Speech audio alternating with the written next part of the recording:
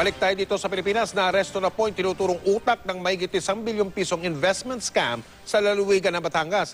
Nagtago raw noon ang suspect at ang kanyang asawa pero naipagpatuloy pa rin nila ang kanilang panloloko.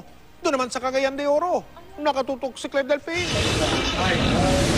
Si Ana Fatima Mendoza Pedernal, alias Carmina Reyes at Cristina Sandico, ang utak umano sa likod ng mahigit 1 bilyong pisong investment scam sa Batangas. 2012 pa wanted si Pedernal at asawa na si Vincel de Maculangan Pedernal alias JB Perez at Jason Perez. At kahapon, natimbog ng National Bureau of Investigation sa Baguio City si Ana Pedernal. Naharap sa kasong syndicated staffa ang mag-asawa matapos magreklamo ang mga kapwa Batanggenyo na naloko nilang mag-invest ng pera sa kanilang kumpanyang AgriPoint Enterprises. Pinangakuan daw ang investors na tutubo ng 10% interest kada 20 araw pero hindi naman tinupad. Nagtago na noon ang mag-asawa pero nakuha pa nilang manggansyo muli.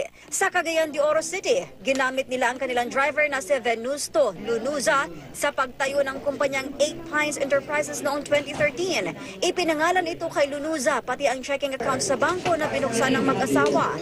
Siya rin ang pumipirma sa lahat ng mga checking ibinibigay ng kumpanya sa mga supplier pero tumalbog lahat ng mga cheque na umabot ng ilang milyong piso.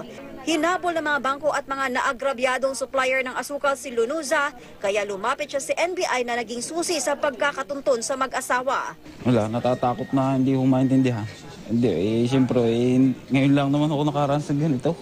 Nakuha ng NBI ang mamahaling sasakyan ng mag-asawa pero wala roon sa kondo ang asawa ni Pedernal kaya nanatiling at large si Vincel. I think it's improper to answer in this venue po. Pasensya na po talaga kayo. You can talk to my counsel po. Pero hindi nabigyan ng pagkakataon ng media na makausap ang kanyang abogado.